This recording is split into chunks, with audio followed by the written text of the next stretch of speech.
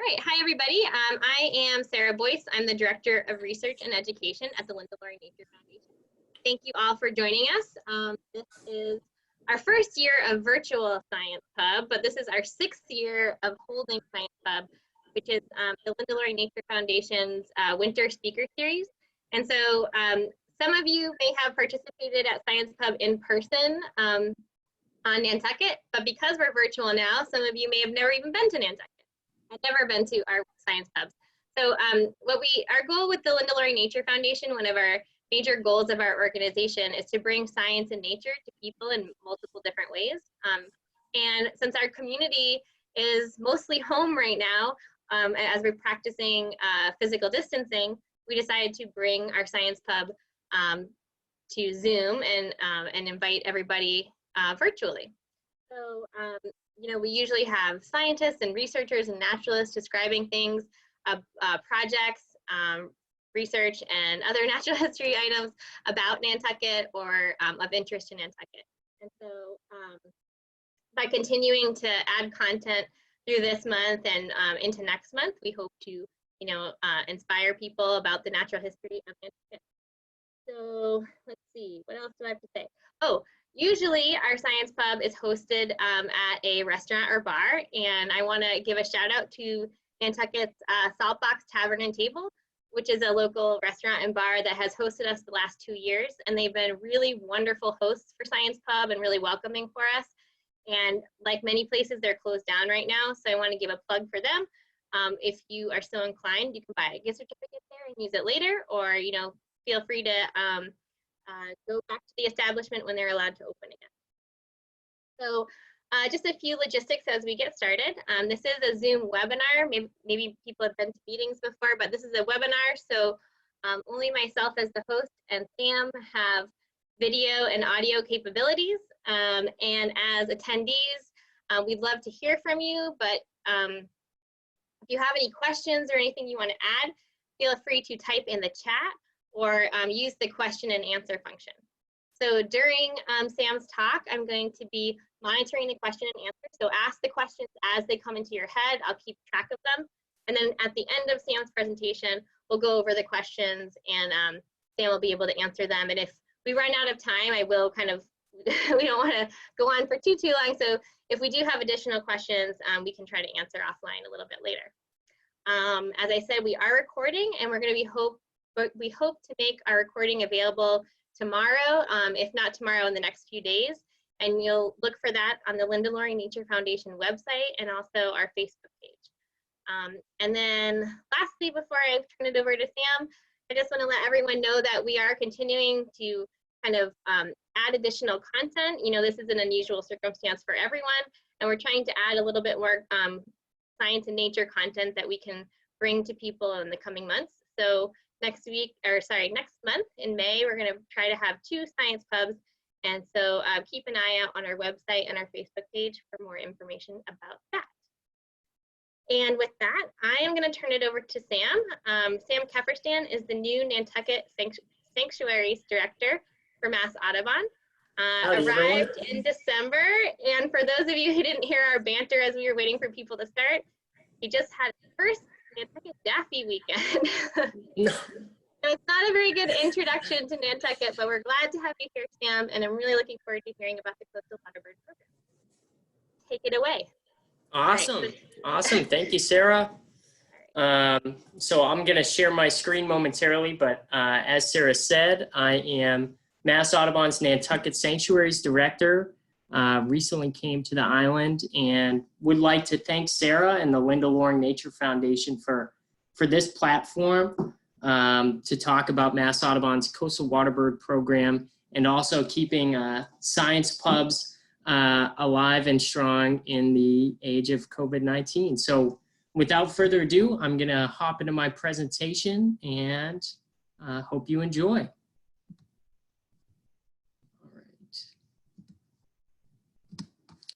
There we go. Make sure we got computer sound on. All right, great.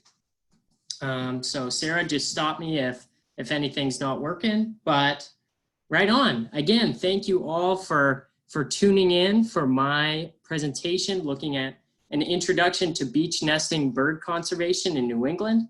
Got a beautiful photo here of least tern eggs and nest.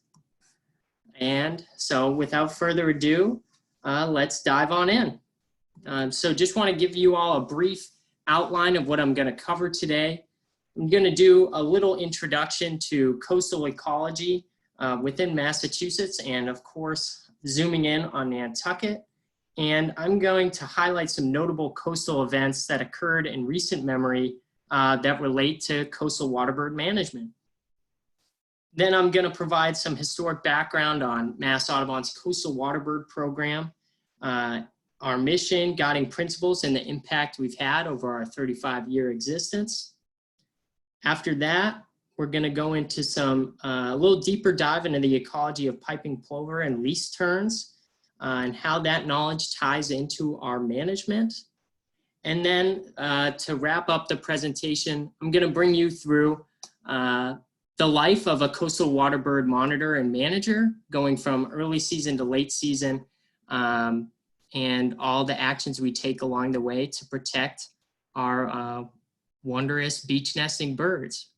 So let's get after it.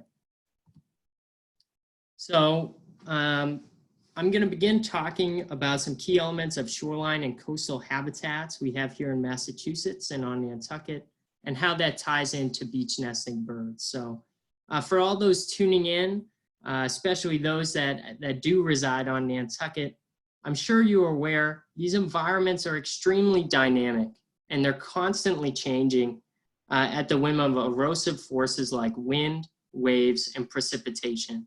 And these environments regularly experience overwash. And so overwash is when waves and water come up through beaches, bringing sand, sediment, nutrients, and potential food sources up onto the beach, as well as scouring vegetation, a point that I'm gonna really hone in on in a few slides. But we can see this photo here is an example of overwash and just how much a beach can change over the course of a year, or maybe even the course of a day or so. And that these overwash events typically create ideal nesting habitat for the birds that we monitor. And I do want to emphasize that these environments are constantly changing, not just because of these erosive forces, but also the factors affecting these forces. So, we're going to have the changing of the tides, but that relies on, the phase of the moon and wind patterns, and that this variation, it changes this habitat constantly.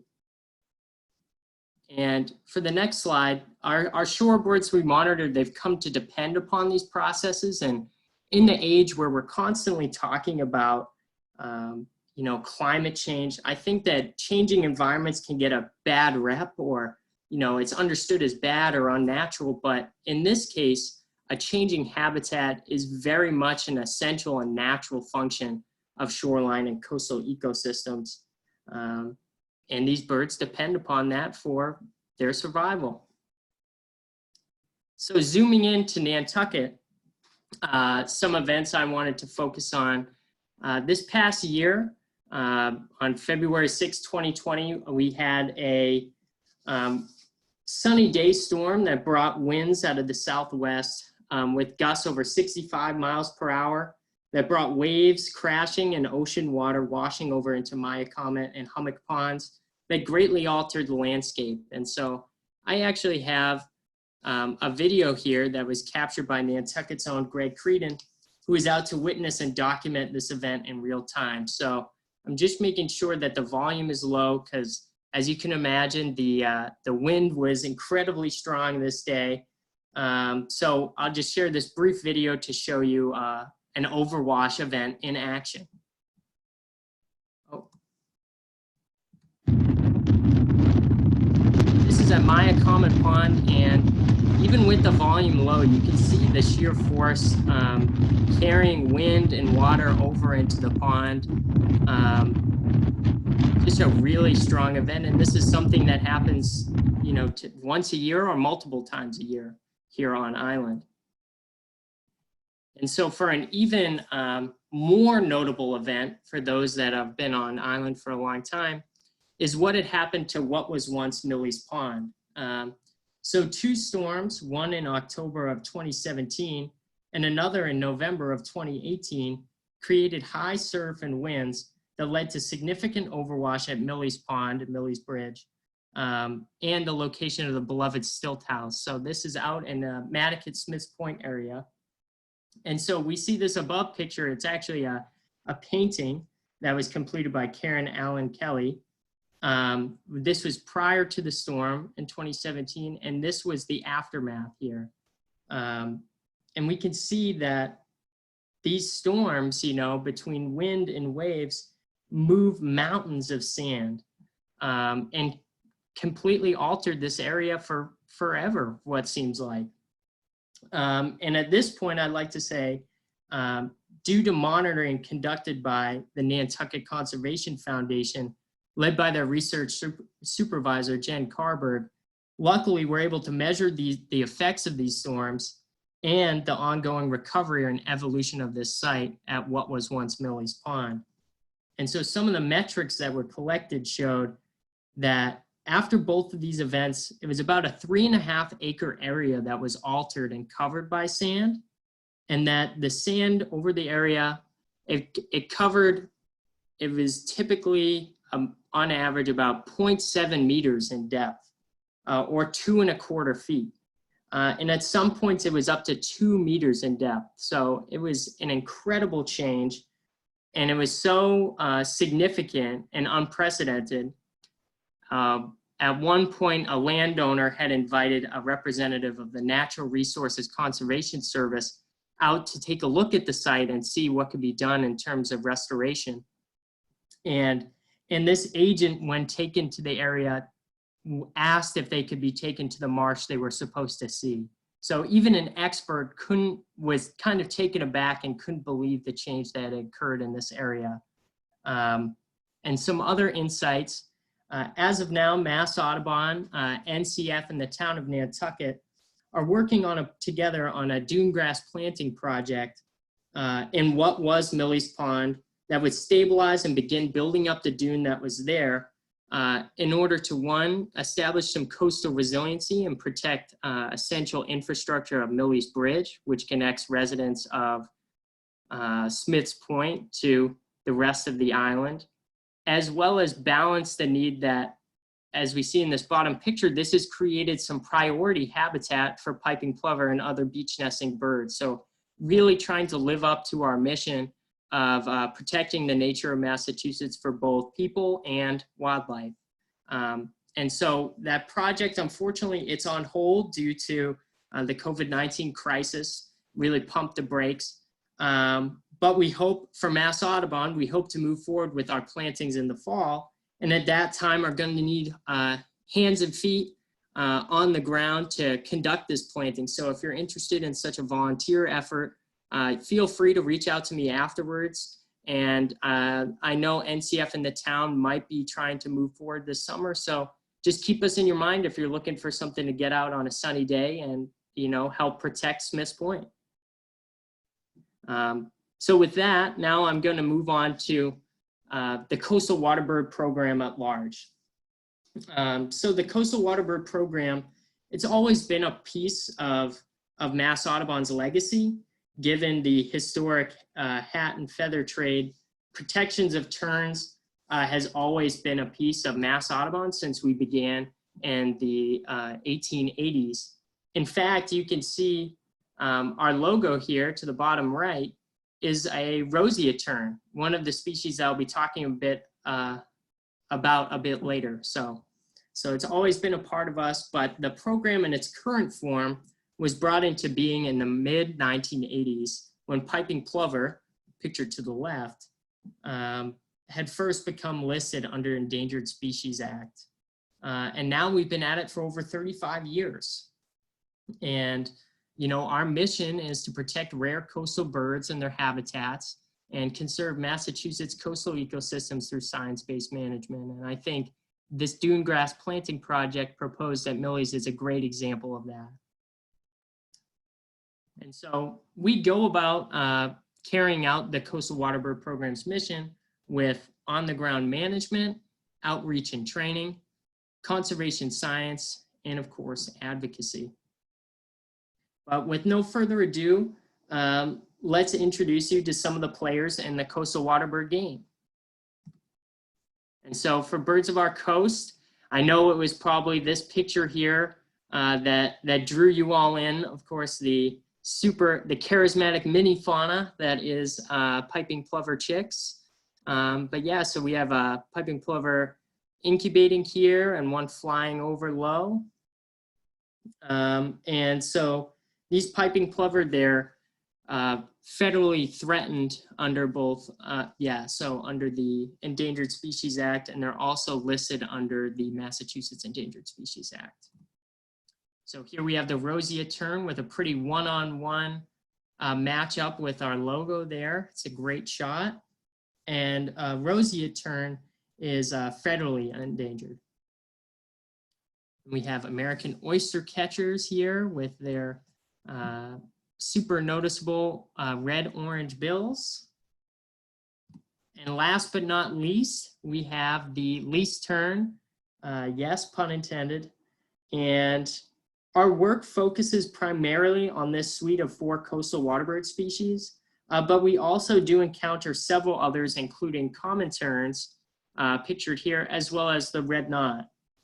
And I just want to take a second to highlight the red knot, because it was actually the first U.S. bird listed as threatened under the Endangered Species Act, explicitly because of threats to its existence through climate change.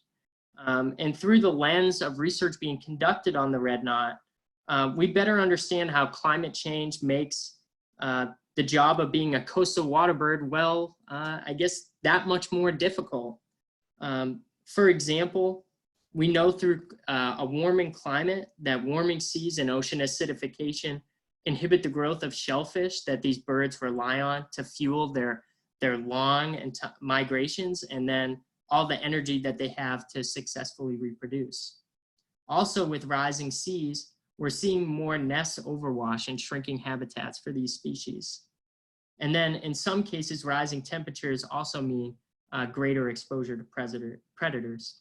So through the red knot, in varying degrees, the examples listed above apply to all the shorebirds we monitor and protect, and illustrate how climate change is kind of this threat multiplier, if you will, for most everything on this planet. But taking a deeper dive into Coastal Waterbird Program and our accomplishments last year. So over 35 years, we've been able to establish infrastructure and relationships that allow for a significant positive impact on the shorebirds that inhabit our coasts. So last year, we had staff working on over 177 different sites, representing about 125 miles of coastline statewide. And in any given year, 100 of these sites will have active nesting. So we've got Piping Plover that we accounted for about 226 pairs were on Mass Audubon monitored beaches, which is about 30% of the population, or 12.5% of the Atlantic seaboard population. We have least terns, which was quite a bit more, which is about 2,537 pairs, representing 64% of the Massachusetts population. And last but not least, we have American Oystercatcher, which was 50 pairs at 24% of the Massachusetts population. And so taking a closer look to Nantucket, I do just want to mention that our work doesn't happen in a vacuum, and that our success relies in close communication and collaboration with our partners. It doesn't take long in the business of shorebird monitoring to realize that birds are like trees, except they move around and are incredibly hard to see, and don't always like to stick in the fencing we set for them. So our collaborations and our partnerships are super important to our success, and that includes the Nantucket Conservation Foundation, trustees of reservations, Town of Nantucket, and the Tuckernuck Land Trust. And so for myself this season, I'm going to be monitoring beaches all over the island, including sections of Smith's Point, Surfside, Tom Nevers, Wamonett, Quidnet, Muskeget, and Washing Pond beaches. And from Nantucket alone, it was exciting last season. We had 9 plover chicks fledged, including from a new site, which I can't disclose, but it was super exciting, and I hope that we see this trend continue this year. And so some folks might be asking in this quote, at this point, you know, if these birds aren't fair game for hunting, why is it that they need additional protections? Why is it that they need our help? And so there are quite a few reasons why, both natural and human related. So listed are the factors that determine the success of birds in any given season. And so some of the things on Nantucket we don't have to worry about as much being, you know, raccoons or coyotes, but we do have our fair share of feral cats or gulls and crows that predate upon piping plover nests. And so we want to make sure we monitor that and stave that off as much as we can. We also have, you know, storms and high tides, coastal development, off-road vehicles, dredging and renourishment, and of course, beach recreation. And weather in particular, including overwash, isn't really manageable from my standpoint. You know, I can't choose where the birds nest and I can't choose the weather, but there are certain things that I can control. So in reducing these other risks, such as associated with beach recreation or people taking their dogs on the beach, et cetera, I'm doing all that I can to make for the most successful season for the birds. And managing that risk where I can, especially in the face of climate change, where we're going to see more extreme storms or, you know, potentially the rising of seas and a higher level of nest overwash. We need to manage the risk we can as effectively as we can. And so luckily to do that, given all these challenges, it's probably surprising that simple tools like appropriate signage and fencing have remarkable success, but they do. But these tools do rely upon diligent monitoring. So we're constantly shifting fencing to account for new nesting or scrapes of our coastal waterbird species, as well as accounting for when we'll have regular than average higher tides to ensure our fencing doesn't become part of the problem, adding to ocean pollution as it's washed out to sea. We also make sure to report incidents of vehicles on the beach as soon as we can to try to get these access points cut off to fend off future incidents, especially later in the nesting season when we'll have eggs on the ground, eggs or chicks for that matter. As I mentioned before, our partnerships are essential to our success, and I can't emphasize enough the impact education and outreach can have on the birds having a reproductively successful season. I recognize people aren't malicious in their intent to enjoy the beach, at least for the most part, and most just need reminders or information that they're in fact sharing the beach with some of our feathered friends. Actually, the other day for Daffy Days, I was out on Smith's Point and I happened upon a group of children that, you know, unbeknownst to them, happened to be on the wrong side of the fence. So they were rolling around in the dune grass and playing, which is what kids should do, right? They should be playing on the beach. But I was able to, you know, connect with them and their family, explain to them why it is we need to stay outside the fencing and keep our play, you know, more on the beach side. And luckily, I now have 5 new members of the Nantucket Plover Patrol. And I think that through this teachable moment, I really connected with these young folks and hope that I instilled in them an appreciation for our island resources, as well as a sense of stewardship that now, maybe when they're on the beach and I'm not there, they'll be able to keep someone honest and tell them to, you know, respect the birds and play on the right side of the fencing. Another accomplishment of our Coastal Waterbird Program is that it served as a training hub for over 1,200 conservation scientists and wildlife managers over the course of its 35-year existence. And so whether these folks, you know, pursued professional careers in conservation, or it's just an environmental ethic that they maintain for their personal life, I view that as a huge success. But so let's transition into how conservation science fits into our work and management. So here we have Roseate Terns, which I mentioned earlier are federally endangered, and they were listed as far back as 1987. Currently, the recovery goal lays at 5,000 pairs, and today, or in 2017 rather, we are at about 4,000 pairs. And we can see this graph over here shows how the abundance of roseate terns it's been up and down since this 1987 time date when they were first listed. And luckily, through our research, through the Coastal Waterbirds data collection, we've been able to determine that Nantucket and the Cape serve as an essential staging area for roseate terns as they make their way to South America to their wintering grounds. And so we see here the statistic is 75 to 90% of roseate terns fledging from regional colonies use the Cape and Islands as they journey to South America. And so I just think that's so incredible, and to know that our beaches are playing a role in international species protections. And it really is a privilege to work on Nantucket and work with these endangered species from where I stand.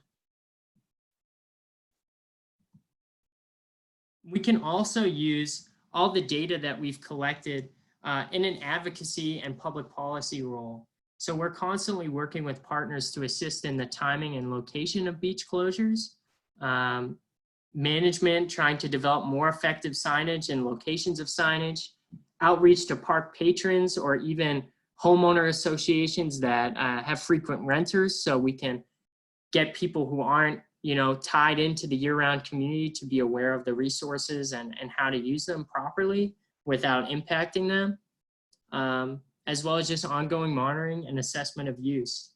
And so to bring this back to Nantucket, some examples of working with our partners on an advocacy standpoint would be that work on Millie's Pond and trying to adapt our planting so it falls outside the critical nesting season while still being able to provide erosion control and priority habitat functions.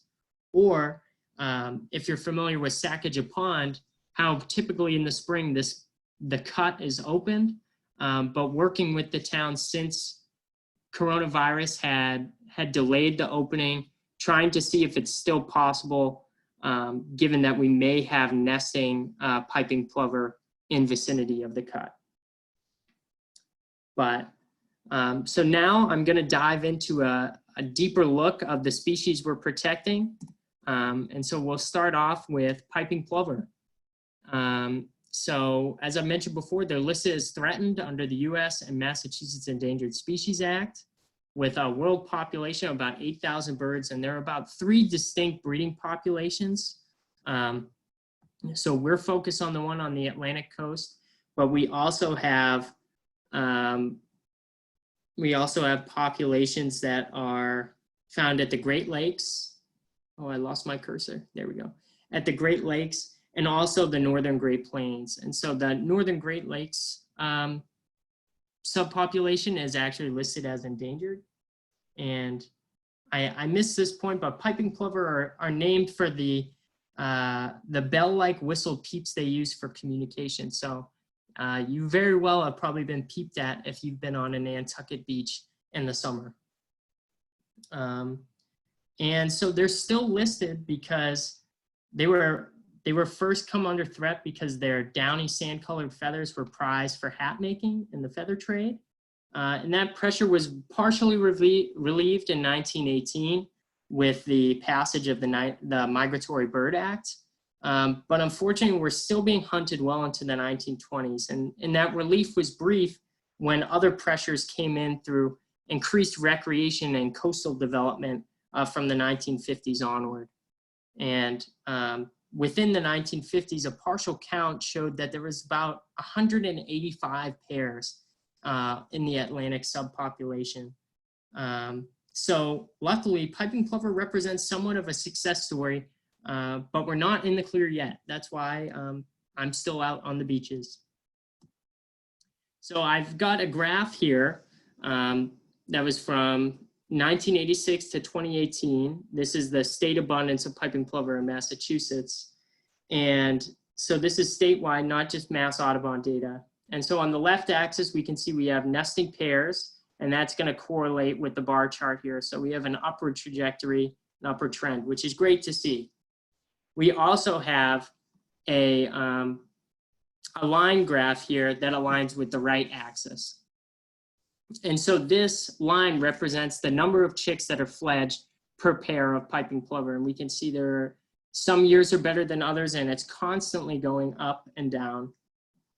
But luckily, we've received the information for 2019, and we have some encouraging results. So state abundance of piping plover had increased by 11%, going from about 680 pairs to 755, which is excellent. You know, we love to see that, and shows that our efforts are worthwhile.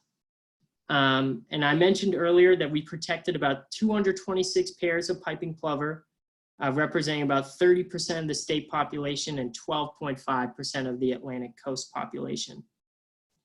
And that plovers at Mass Audubon protected sites produced a record 1.46 fledglings per pair compared to 1.06 in 2018. And so that's a record for the program, which is excellent. And we know from other studies that we need an annual productivity of at least 1.24 fledged chicks per pair to have a sustainable population. So we hope to see that trend continue upward, or at least maintain that 1.46 fledged per pair to ensure that we have a population of piping plover moving forward. So I've included this talking about piping plover ecology because this picture to the right is really unbelievable in that there is a nest with eggs within this photograph. And it just goes to show how cryptically colored their eggs and nests are on the beach and why they're in need of protection. So some more info on piping plover ecology. In their first nest, they'll lay 4 eggs in a clutch, and if the nest is unsuccessful, that can be 1 to 4 if a renest. And then it takes about 6 to 7 days to lay a full clutch, with 1 egg being laid every other day. And that nest typically hatch in 25 to 28 days from the date the last egg was laid and incubation begins.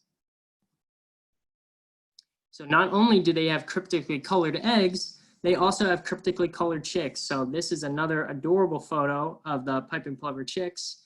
And that within hours of hatching, you know, they are on the beach feeding and can move over, you know, a half mile to a mile on the first day of life, which is just, you know, unbelievable.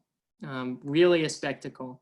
And that these chicks will fledge in roughly 25 to 35 days. And for our definition, fledging is 50 feet of sustained flight, which also really helps these birds evade danger. So in this beginning stages of their life, they are super vulnerable to predation.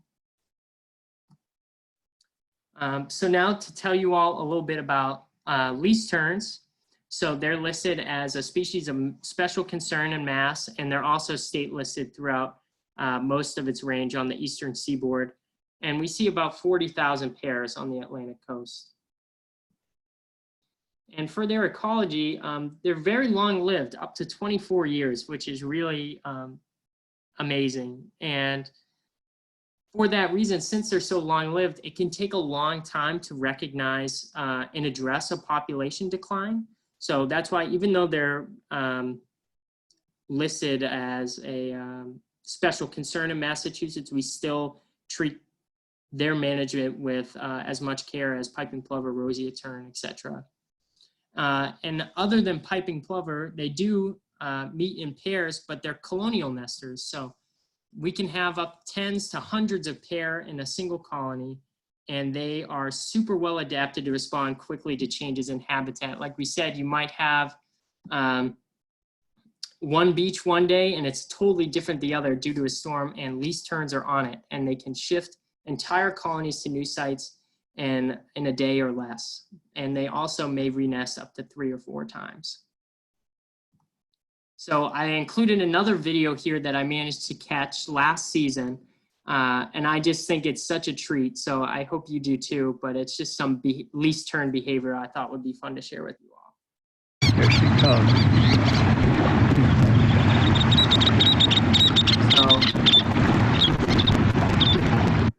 So it's a short video, but you can see there you had a female tending to a nest who is very excited to get lunch delivered to her by her mate. And you can notice the calls, and especially the male's flight call as it flies away.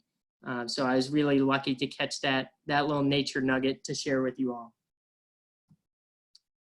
So now I'm gonna transition into what our season likes and what to expect as a coastal waterbird manager. So early season will begin in April and May, and sometimes we're even taking actions in March.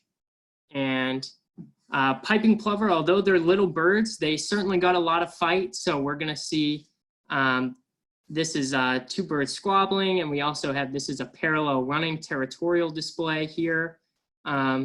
So really in this early season, we're gonna see the birds establishing their territories. As for management, we know that piping plover are pretty site faithful, although the beach may change, and it's not that they nest in the exact same spot. We know which beaches to check, and we'll proactively fence to try and herd off any disturbance to the birds possible. And the reason for that, I like to think, you know, a bird only has X amount of energy, right, to be a bird and reproduce successfully. And so if they're having to expend some of their energy, say running from dogs or running from people or other predators, or say if their a nest was destroyed, somebody had stepped on it and they have to, that's energy loss that they don't necessarily get back. And they only have X amount of energy to survive themselves and to raise young. So in setting up that fencing, we're helping them conserve their energy and increasing the chances of successful reproduction. And last but not least, we're also documenting the presence of predators, so crows, gulls, feral cats, etc., to inform management actions later in the season and know what to anticipate. And so I had mentioned fencing. So we set up symbolic fencing, as I said, to limit disturbance and prevent egg crushing. And guidelines state we should have at least 50 meters on either side of a nest. And that includes scrapes. So areas that aren't filled with eggs yet do represent a nest. But we recognize that's not always possible. So we do our best to leave a corridor just above the high tide line so people can still enjoy the beach without disturbing the birds. And we're constantly moving that fencing to account for new scrapes, to account for storms that might be wiping fencing away. So we're constantly adjusting that to make it as effective as possible. And yeah, some other points on the fencing, just being able to be up to the edge of the fence without disturbing the birds. And like I just said, birds only have X amount of energy. And so if we protect early, we have early success. And typically, unfortunately, if birds re-nest, they don't have as much success as the first time they nest. So if we can do a good job the first time, these birds can, you know, have their chicks and their chicks can fledge, and we can say job well done sooner rather than later. So here, these are, when we're out monitoring, these are sign of piping plover, and I'll just go photo by photo. So we've got a scrape here, and you can just see how delicate and how small it is. Here we've got some piping plover tracks, and you can see they're a bit pigeon-toed. They're not facing straight. They're kind of faced into each other, and this is actually track from a territorial display called high stepping. So really close together footprints, trying to woo some female. And then here we also have another scrape here, and you can see how hard it is to tell if it's a scrape or a footprint on the beach. And we can tell that this scrape is likely going to become their nest because we've got a bit of a wagon wheel formation of tracks. So either the male or female is constantly revisiting this nest from all directions, which means that it's really important to them and will likely end up being their nest. So I've got another video here to share with you all of, this is a male creating a scrape. So a scrape being a nest. Oh.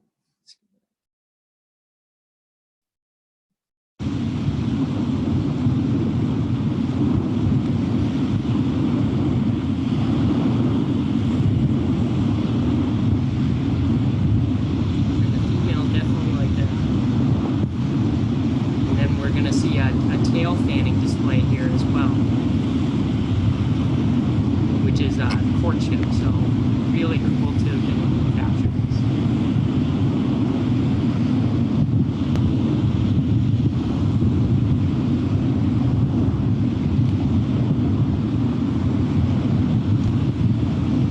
And back to eating. Awesome. So yeah, and just to sum up again, the management for early season, so we're fencing these areas to allow this courtship to happen unabated, as well as scraping, being sure to pay attention to the tides, get familiar with our beaches, as well as start to engage with the public. So on some beaches, you know, dogs are allowed, but really trying to engage with folks and have them put their dogs on a leash, making sure their dogs are outside the fencing, because it could be the nicest dog there ever was, but a piping plover doesn't know that, and we don't need them abandoning a nest or expending some energy because they came face to face with the dog. They didn't necessarily have to.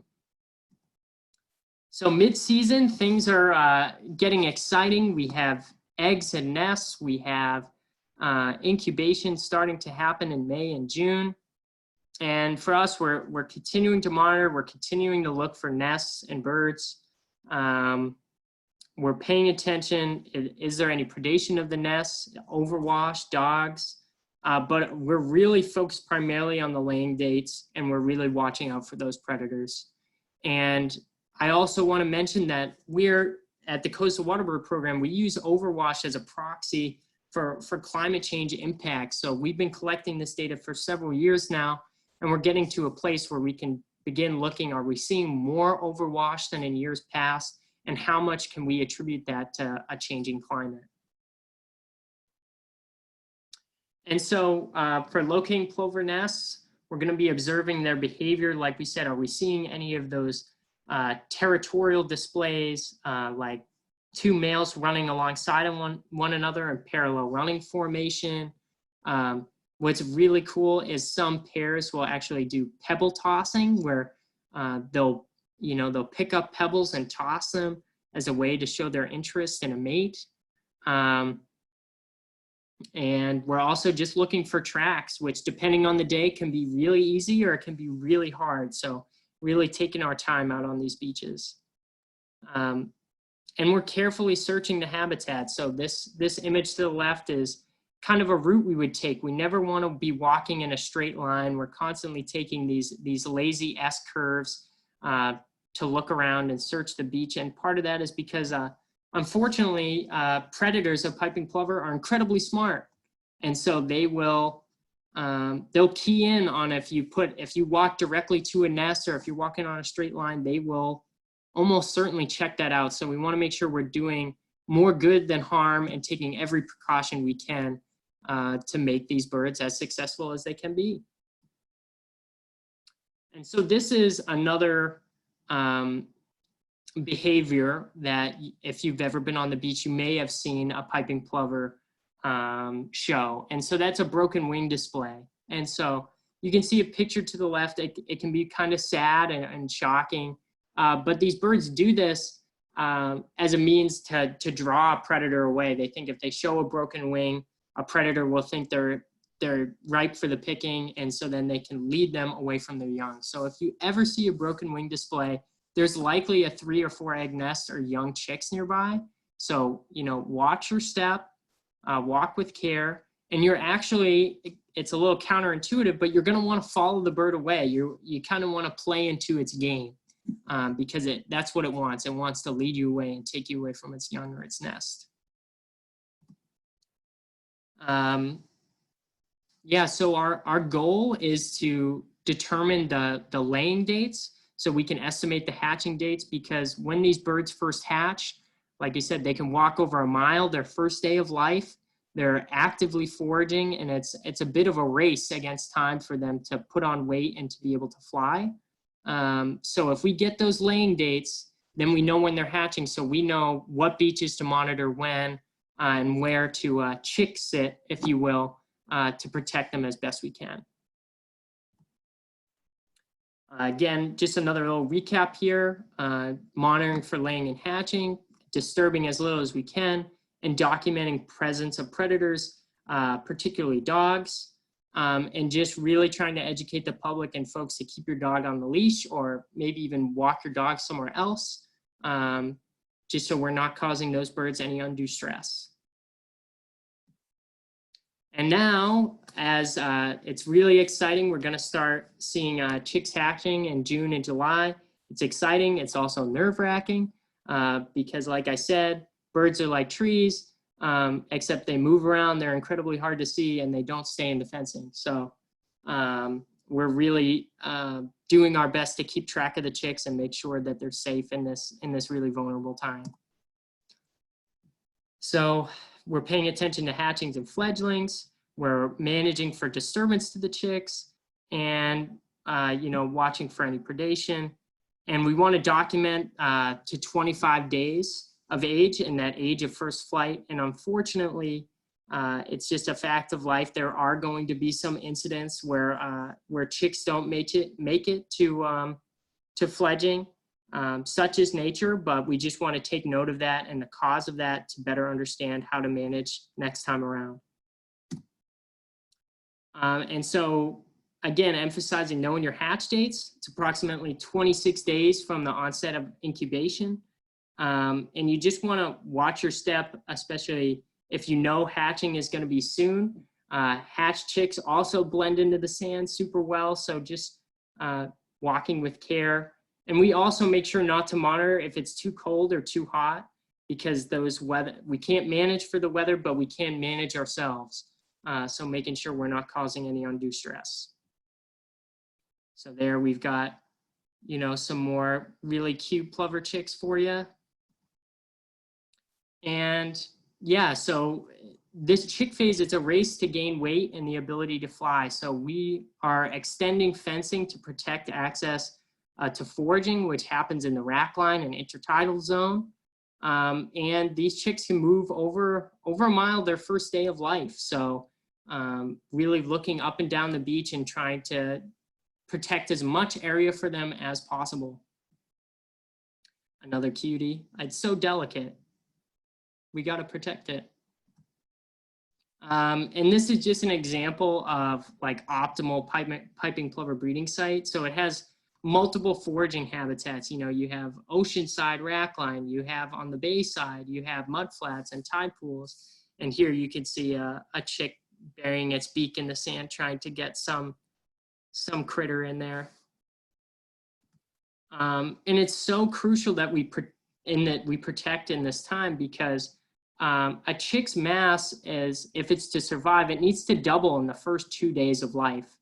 And then could quadruple by the 7th day. And so say if you had a human child, a baby, that was born at 6 pounds, they're going to be putting on, it's estimated they put on about half a pound a week for the first 12 weeks of life. So it would take them about 3 months to double in their mass, whereas it takes about 2 days of life for a piping plover chick to do the same. So their development is so critical and vulnerable in this time. But yeah, just to wrap up late season, so we're documenting survival at 25 days or mass Audubon if we have the capacity, looking to that age of first sustained flight, and making sure to document and, as best we can, mitigate disturbance to chicks. And yeah, for that, managing that disturbance is going to look like summer weekends and holidays. People are, you know, happy to be on the beach, happy to be in the sun, and we're happy for them. But just want to, you know, make folks aware they're sharing the beach, and try to mitigate things like, you know, fireworks, bonfires, kites can all be a huge disruption to life for a piping plover. But this also represents an opportunity to educate.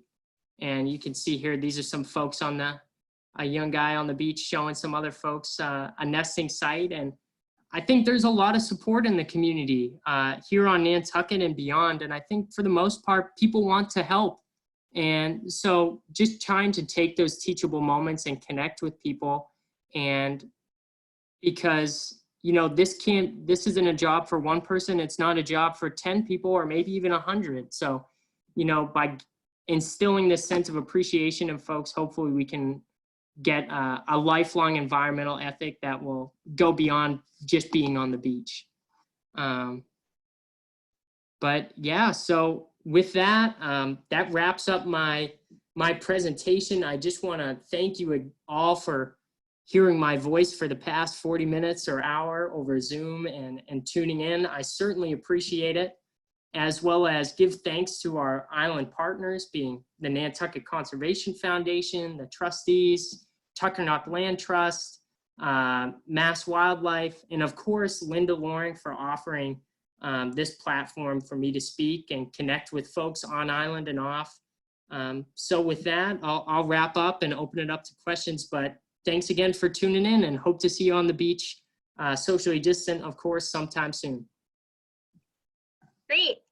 Thank you, Sam. Thank you so much. This is usually when I'm like, thank you, and then we all clap. So, all right, Sam, you can hear me, right? I'm just always making sure everyone, okay, great. Mm-hmm. So, that was really great, Sam, and I especially love the videos really showing some of the natural history in action. I think it's really wonderful for us to get that up close and personal view when we're all inside on a rainy, windy day. So yeah, so we're open for questions. We're gonna take questions for about 10 minutes if that works for people. And so if you have a question, just type something in the Q&A or the chat. We have lots of thank yous and great job, Sam, and some volunteers for dune restoration. Thanks, friends.